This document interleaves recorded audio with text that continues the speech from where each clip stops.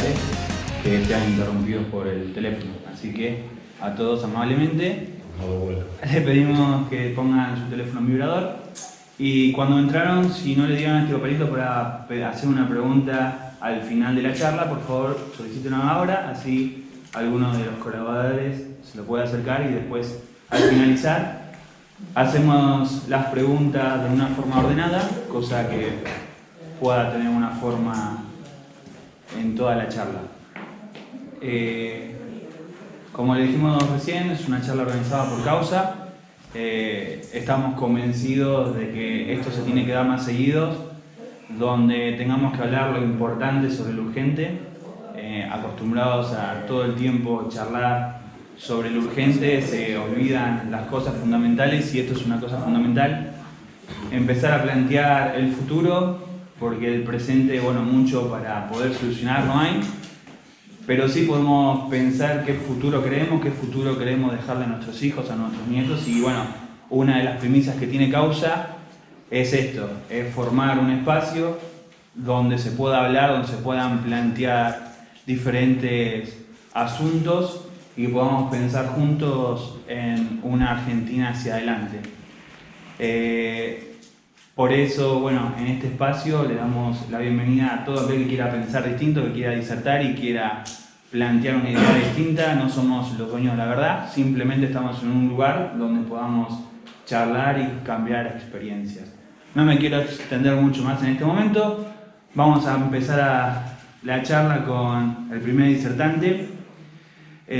Con nosotros Jorge Suárez Saponara, perdón, leí mal.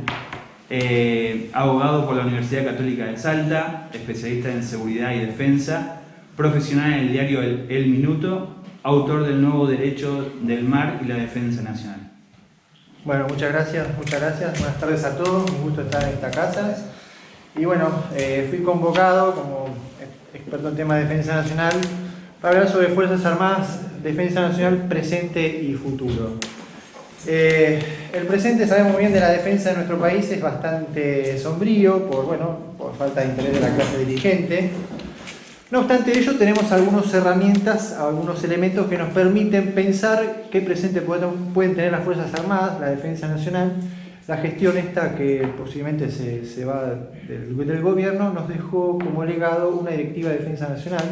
En el año 2018 se dictó una directiva estratégica de defensa nacional, que más allá de sus falencias, que la vamos a señalar en esta disertación, sientan ciertas pautas que nos permiten saber más o menos qué perfil de Fuerzas Armadas plantea la dirigencia política para nuestro país, y también plantearnos si es posible tener Fuerzas Armadas en un país que tiene ajuste fiscal, inflación, un contexto inflacionario bastante serio, déficit fiscal y toda la crisis de público conocimiento, si es posible tener Fuerzas Armadas.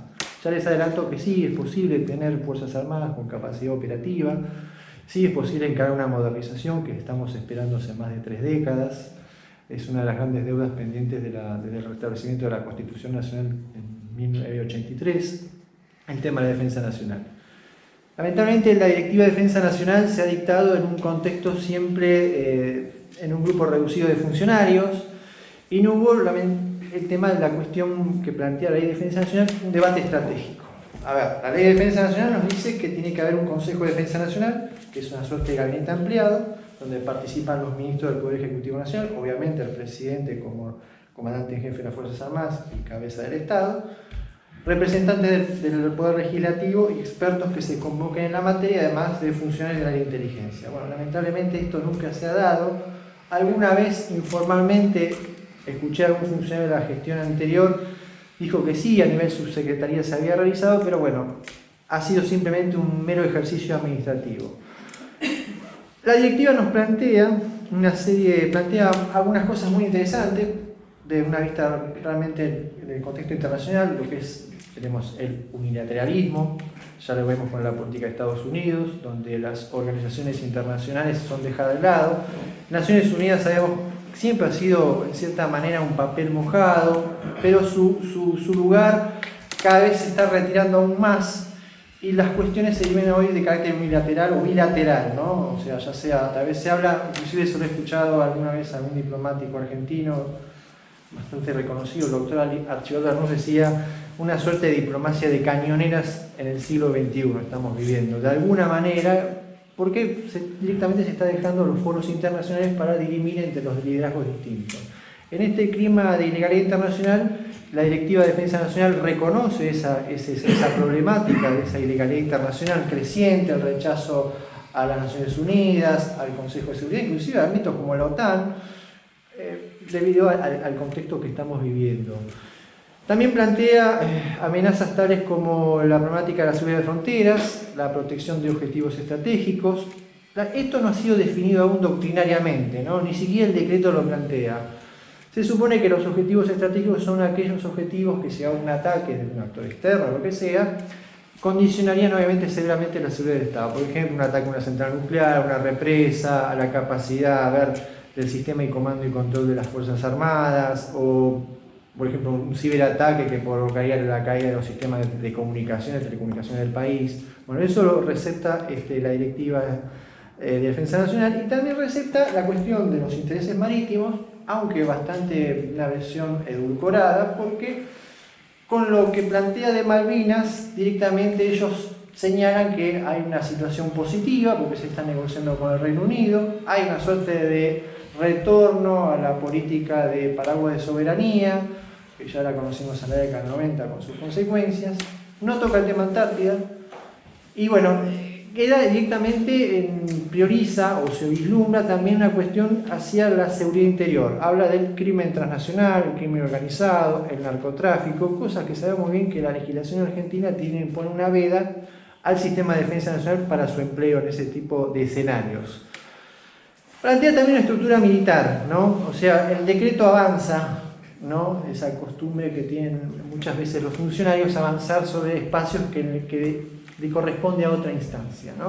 O sea, para saber qué tipo de Fuerzas Armadas necesitamos saber primero los objetivos que tenemos que alcanzar, los desafíos que nos tenemos que hacer frente, los recursos que tenemos, cuánta plata tenemos en el bolsillo para sostener ese sistema de defensa. Y ahí, una vez que uno conoce la estrategia nacional, va a conocer la estructura militar. El decreto directamente abarca, como el antiguo decreto de la expresidenta Fernanda de Kirchner, también avanza también sobre la estructura militar. Bueno, es un vicio que tiene la norma, y plantea Fuerzas Armadas directamente, orientadas a un control de fronteras, vigilancia del control del espacio aéreo, la vigilancia del control del espacio marítimo. Ahí introduce algo muy interesante, que es un sistema integrado o un sistema de vigilancia y control del espacio marítimo. Teóricamente eso tendría que incorporar agencias que tienen que hacer con el quehacer marítimo, la Prefectura Naval Argentina, etc. Eso plantea algo muy interesante, pero bueno, quedó en lindas palabras nada más. Y lo que respecta a la fuerza terrestre, bueno, plantea priorizar una fuerza de despliegue rápido, digamos algo más ligero, algo más económico para el país, y hace mucho hincapié en el tema de la ciberdefensa y ciberseguridad, que es un tema que el ministro actual le ha dado importancia desde el punto de vista de la declaración y no en los hechos, porque quien está hablando tuvo la oportunidad de conocer el Comando de Ciberdefensa, y puedo asegurarles que estamos todavía en pañales y recién eso comienza. En materia de producción industrial para defensa también hace mucho hincapié en todo lo que es electrónica, comunicaciones, informática, pero no habla nada del ordenamiento de la capacidad industrial de defensa. Quedan algunos vacíos y bueno, de alguna manera siente una pauta para planificar en el mediano plazo, ¿no? Porque la directiva plantea teóricamente para la gestión que se va, ¿no? Hay seguramente una expectativa de reelección y seguramente ese es el objetivo. El tema es que hace muchos años que las Fuerzas Armadas tienen una estructura que data de la década del 60, ¿sí? Por eso es tan complicado sostenerlo. La desidia de la clase política ha permitido que tengamos hoy un ejército que tenga más cuadros permanentes que soldados. La introducción del servicio militar voluntario ha sido muy costoso.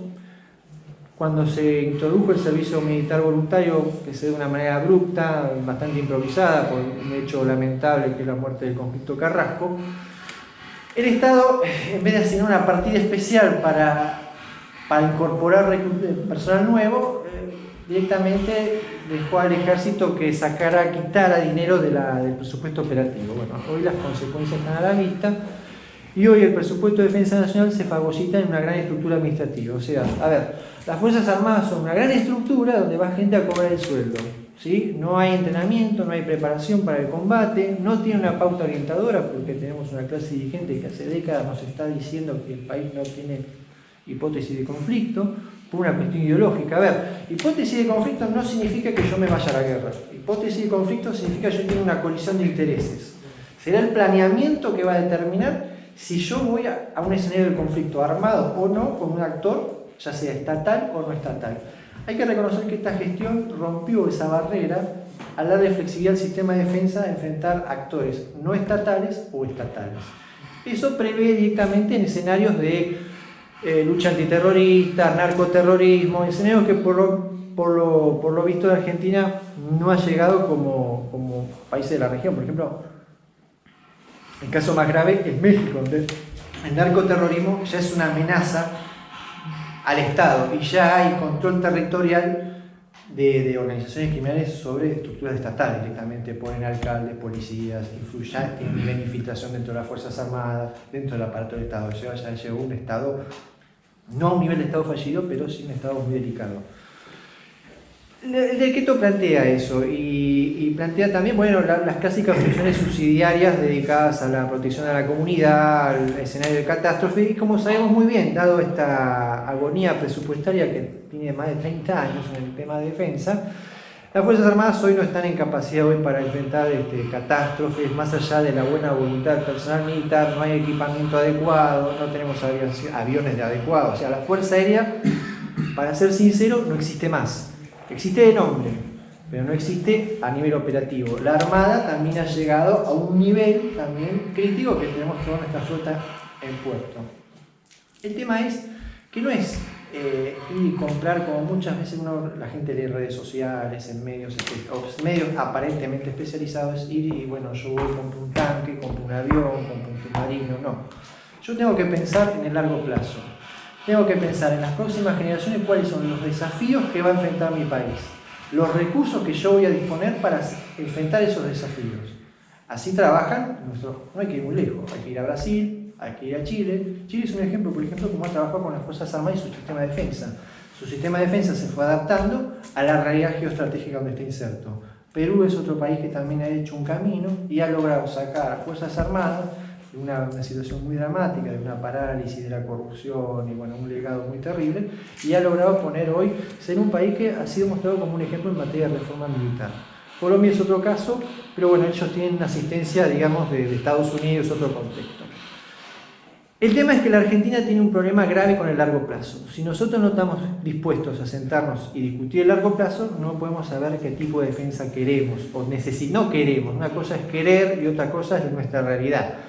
La realidad macroeconómica nos indica que a mediano plazo posiblemente la Argentina no va a tener dinero suficiente para tener las Fuerzas Armadas que posiblemente requiere un país de la magnitud como el nuestro, y teniendo un escenario de conflicto que mucha gente no se anima a hablarlo, pero es el escenario del Atlántico Sur. No solo tenemos el drama de la ocupación británica en las Islas Malvinas, Sandwich y Georgia del Sur, sino también el conflicto a largo plazo, en los próximos 50 años, Antártida, pasos interoceánicos, el control de los pasos de Beagle, el estrecho de Magallanes, etc., sino también los recursos existentes en el mar argentino. En el mar argentino no solo hay pesca, sino también hay potencial de hidrocarburos. Y hace muchos años un colega, Adolfo Silenzi Estañi, escribió un librito. En ese librito habló de los nódulos polimetálicos. Eso fue receptado en el debate de Naciones Unidas por el derecho del mar, la Convención de los Fondos Marinos, que tiene un régimen especial. Y esos nódulos polimetálicos es el futuro de muchas naciones, ¿sí? A ver, no en vano hacen trabajos de prospección tantas agencias europeas, no europeas, en los espacios marítimos. No en vano se habla que el siglo XXI el campo de batalla va a ser el mar. Si uno observa, muchos países, inclusive bolsillos flacos, están apostando a tener fuerzas navales, a tener capacidad de investigación en el mar. ¿Por qué? Porque vislumbran que en los próximos 50 años, o 100 años, 60 años, cuando los recursos escaseen en nuestros continentes, el mar va a ser el escenario de la futura del desarrollo de nuestras naciones, ¿no? La Argentina ha hecho un trabajo en la extensión de la plataforma continental, pero no está presente. Están presentes otros. Si yo no estoy presente en ese lugar, otros lo van a hacer. No en vano, por eso tenemos presencia de pesqueros que actúan hoy ya como organizaciones como piratas directamente, ¿no? Hay una logística, una estructura y una cobertura de estados que también les permite actuar como actúan. La Argentina no resolvió el tema de la milla 201.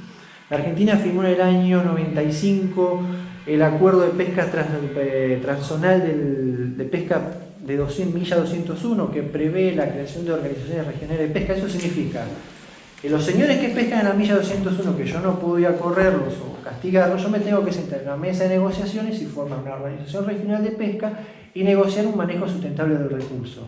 Eso lo prevé el derecho internacional.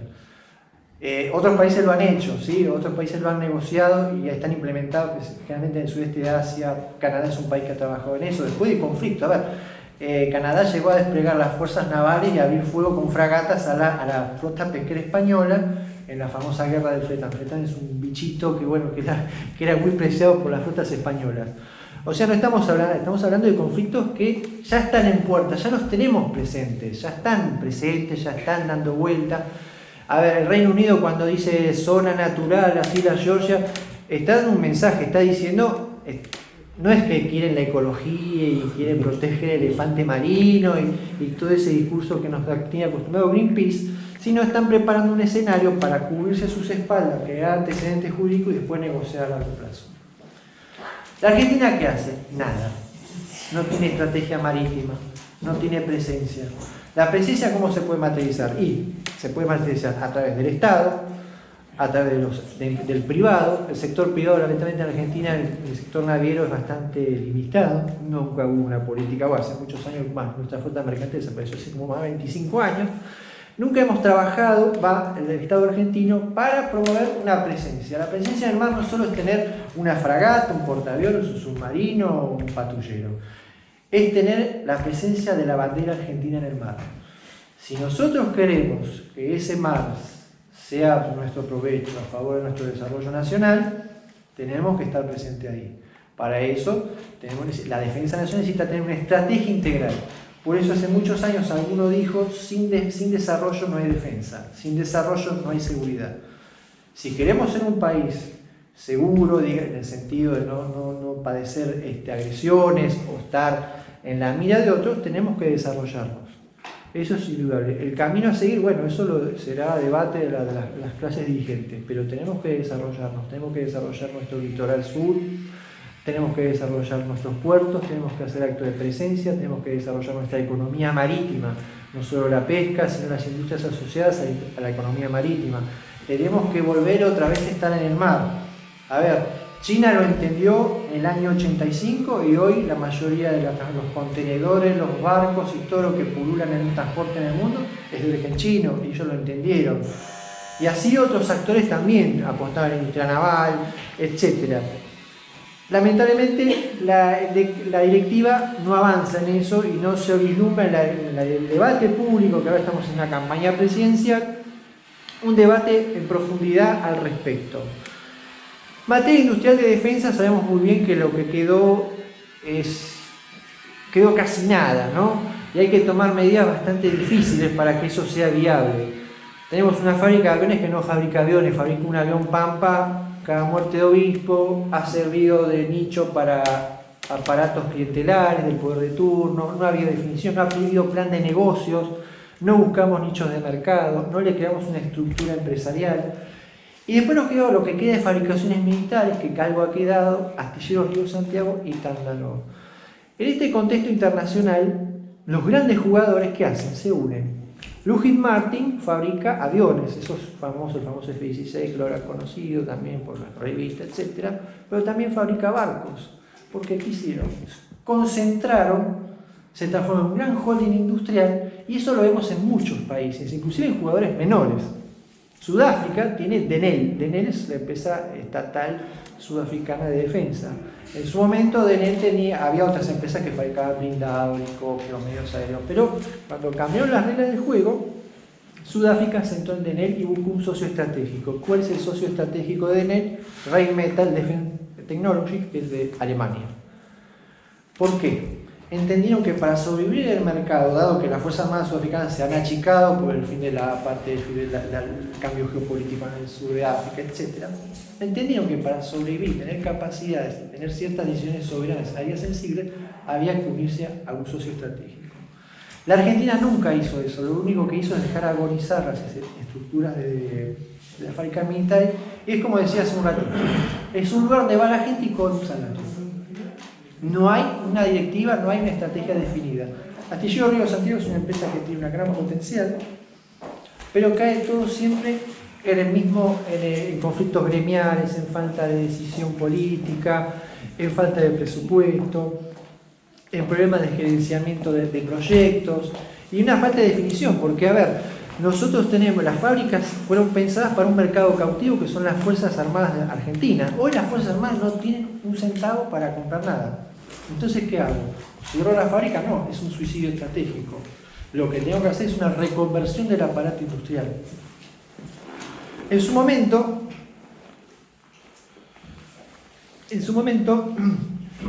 tuve la oportunidad alguna vez de llegar a algún asesor legislativo, etcétera, y publicar un artículo en Defensa y Seguridad que también fue leído por algún alto funcionario, plantear crear un grupo industrial. Racionalizar toda la estructura burocrática. Tenemos mucha gente tenemos una gran cabeza, pero el cuerpo es flaquito, es raquítico. En la empresa tiene que ser distinto, la cabeza chica y el cuerpo grande. Entonces la única manera que yo vislumbro para sobrevivir y para recuperar esa capacidad industrial que tiene un potencial aún enorme, porque la mano de obra todavía tenemos, a ver, en las universidades todavía se sigue saliendo profesionales que pueden dar mucho de sí, y más la capacidad que hay mucha gente, oficiales retirados, hay mucha gente que tiene ganas de hacer algo. La idea de crear posiblemente un grupo industrial, crear un holding público, seguir como hizo Denel, como hizo Israel. Israel hizo lo mismo. Israel Aircraft Industries fabrica no solo aviones y componentes aeronáuticos, también tiene un componente naval. Hoy el gobierno argentino, hace unos tiempo atrás, fue en medios que compraron unas patrulleras, las Yaldak. La Yaldak las fabrica Israel Aircraft Industries. ¿Por qué? Porque también hizo ese esquema de negocio. La única manera de sobrevivir era racionalizando toda la estructura administrativa financiera y potenciar unidades de negocio. Nosotros tenemos que hacer lo mismo, ver qué unidades de negocio son rentables, qué unidades son, obviamente, para preservar el interés nacional. Tenemos muchas capacidades, hemos destruido nuestra misilística, el tema radares también está en entredicho, por lobbies o intereses creados. Eso lo vi en su momento en una conversación que tuve, una exposición que hizo en la base aérea de Morón hace unos años atrás, y planteaban también el lobby que hay para que la Argentina no tenga capacidad de fabricar radares. Fabricar radares es un hito tecnológico para nuestro país, y lamentablemente la única manera que eso tenga sustentabilidad también necesita mercado externo. Mercado externo había, pero obviamente el problema es que nunca tuvimos una infraestructura de logística, financiamiento, como tienen otras empresas. Entonces la única manera que si queremos tener industria de producción para defensa es no solo garantizar un plan de largo plazo en el sector militar con lo que aún sobrevive, sino también tener una visión hacia el exterior. La producción para defensa nos puede crear lazos políticos, nos puede expandir mercados. ¿Por qué muchos países exportan equipo militar? Inclusive, desde fusiles, vehículos tácticos o cosas sencillas, o morteros o munición. Porque eso genera dependencia política con el otro actor. Esa es la jugada que hace. Chile tiene a ENAER. ENAER es una empresa aeronáutica. Los chilenos dijeron, nosotros no podemos fabricar reactores porque no tenemos capacidad, no tenemos capital, no tenemos mercado, pero buscaron un avioncito, el avioncito Pillan. El avioncito Pillan se lo vendieron a 10 países más o menos. Hoy lanzan el Turbo Pillan, que va a ser el reemplazo de para esos usuarios. Y a través de eso Chile genera lazos políticos. La alianza chileno-ecuatoriana se basa también en la provisión de Chile de equipamiento militar. Chile no le vende tampoco equipo avanzado, le vende pistolas o fusiles, municiones, inclusive una transferencia de fragatas de segunda mano al Virgen Británico. A través de eso Chile ha logrado crear unidad de negocio, sus astilleros trabajan.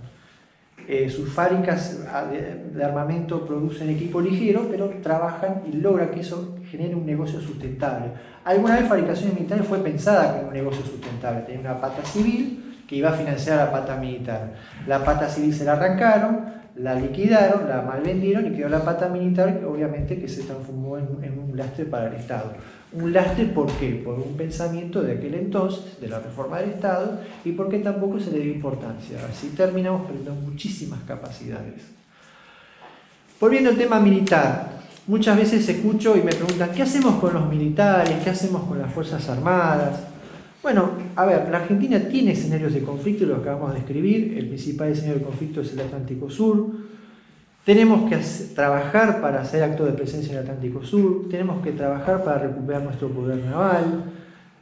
Dinero se puede sacar, se puede obtener dinero. Lamentablemente hay herramientas jurídicas como crear fondos fiduciarios. A ver, recientemente el Estado Nacional le ganó un juicio a IRSA y recuperó importantes terrenos, lo que fuera el antiguo Tandanor en Dársena Norte. Eso vale, está evaluado, y tuve la oportunidad de hablar con una persona que trabajó en el juicio ese. Así que es fuente de primera mano, y me dijo que esos terrenos valían entre 500 y 600 millones de dólares. Con esos fondos es suficiente para financiar y recuperar la flota de mar.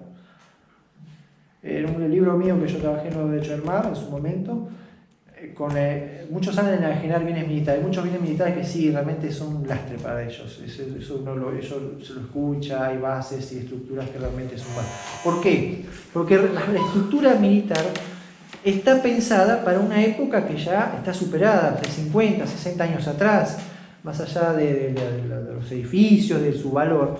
Tenemos estados más... A ver, el Ministerio de Marina antiguo es el actual el edificio guardacostas. No porque estaba ahí el señor ministro de Marina, la Armada Argentina era la octava del mundo.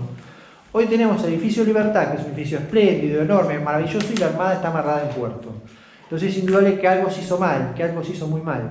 ¿Por qué? Porque en otra época pensaban en estructura operativa y no en crear grandes estructuras administrativas. Es indudable que hay que hacer reformas muy importantes, de racionalizar estructuras administrativas, hay que tomar muchas medidas, posiblemente bastante antipáticas, pero hay que hacerlo para que ese instrumento militar no se siga degradando y no se transforme directamente se sirva nada más para verlo a los granaderos desfilar o a los patricios, ¿sí? Para reconstruir ese instrumento militar y darle operatividad. Necesitamos hacer reformas importantes, necesitamos preparar al hombre para el campo de batalla del siglo XXI. Tenemos que modificar el sistema de incorporación, de reclutamiento, qué perfil de profesional necesitamos, qué perfil de soldado. A ver, nuestras Fuerzas Armadas son Fuerzas Armadas de reclutamiento voluntario. Hoy el soldado que termina el servicio, X cantidad de años, se va a su casa y no lo llaman nunca más a hacer programas de entrenamiento. Tenemos que hablar de crear estructuras de reserva activa. ¿Por qué? Porque el país no puede sostener Fuerzas Armadas de una determinada magnitud como posiblemente plantea lo ideal, ¿no? Lo ideal nos diría, bueno, necesitamos una Fuerza Armada de estas características. La realidad nos muestra otra situación muy diferente. Entonces, ¿qué tenemos que hacer? Primero, pensar qué campo de batalla vamos a enfrentar en el largo plazo. Segundo, los recursos que tenemos, los objetivos que tenemos que alcanzar, la situación de nuestro país y pensar en el largo plazo. Es indudable que eso va a plantear un nuevo redespliegue de las Fuerzas Armadas. Muchos hacen futurología, no, que hay que poner un regimiento acá. Eso para mí es una ligereza, porque sin estrategia nacional no hay estrategia militar. No sabemos qué tipo de estructura militar. Tenemos ante todo que pensar qué país queremos para el mediano y largo plazo. Hoy en el corto plazo, ¿qué soluciones se podían plantear? Sí, había que racionalizar muchas estructuras. El Ministerio de Defensa se transformó en una gran oficina para darle empleo a mucha gente que es acomodada del poder de turno. ¿Sí? Eso es una realidad. Los políticos ganan elecciones y tienen que cumplir las promesas a toda su militancia. Pero eso significa un costo terrible para el país, y más para ámbitos tan delicados como la defensa y la seguridad. Al Ministerio hay que reestructurarlo, hay que plantear un nuevo modelo de gestión, hay que replantear la estructura de comando superior a las Fuerzas Armadas. Se hizo una reforma violando la Ley de Defensa Nacional. La Ley de Defensa Nacional dice que nuestro Estado Mayor Conjunto es un órgano de planificación y asesoramiento y lo transformamos en una gran estructura de conducción cuando no está pensado para eso. Entonces se creó una gran estructura administrativa, bueno, y obviamente con el peso del fisco. Tenemos que crear una junta de jefe de Estado Mayor, tenemos que obligar a que haya debate estratégico, como hacen. Cruzamos la frontera y es lo que hacen ellos. Lo hizo Chile, lo hizo Perú, lo hace Brasil, lo hacen países que por ahí, no los países de primera línea, que por ahí gente dice no, porque Estados Unidos tiene otros recursos, etcétera, etcétera. Tenemos que seguir lo que han hecho, no hay que ir muy lejos, ¿sí? Y vemos los ejemplos cómo ellos han logrado recomponer sus estructuras militares y ser países creíbles. Porque, como siempre digo, la defensa nacional es la herramienta por la cual se garantiza la continuidad histórica de la nación. Eso tenemos también bien en claro. Y la verdad que sin pensamiento de largo plazo no podemos pensar qué tipo de Fuerzas Armadas necesitamos. ¿Sí? Eso creo que es lo que se tiene que plantear, básicamente, ¿no? Y necesitamos también expertos en temas de defensa. La Escuela de Defensa Nacional es un lugar donde yo he cursado, yo hice la maestría, defendí mi tesis, etc. Y después me fui a mi casa, ejerzo mi profesión, trabajo siempre en el ámbito privado, pero no se convoca a los expertos. Necesitamos que el área de defensa esté en manos de expertos y necesitamos que la Escuela de Defensa Nacional también sea recuperada y realmente se transforme en un lugar donde los expertos tengan un lugar en el Ministerio de Defensa. Y por último, en esta gran necesidad que necesitamos de reformar las estructuras de defensa, el sistema de inteligencia que tenemos. Hoy tenemos el servicio de inteligencia que generalmente sirven para extorsionar o presionar al político de turno, a la oposición, a hacer carpetazos. Los servicios de inteligencia no están para eso. Los servicios de inteligencia están para alertarnos de las amenazas y saber dónde estamos parados. La Argentina no sabe dónde está parada, no conoce los problemas que vienen a largo plazo. Y el mundo que viene es un mundo muy difícil, muy cambiante, los cambios son muy rápidos y en algún momento, como dijo un profesor hace muchos años en la escuela de guerra, un profesor norteamericano, hay un mundo cada vez que está más poblado y en un momento le van a tocar las puertas a la Argentina y posiblemente no lo hagan de buenas maneras. Así que es muy importante que la defensa esté en manos de expertos y que haya un debate constructivo para pensar la Argentina del siglo XXI. Muchas gracias.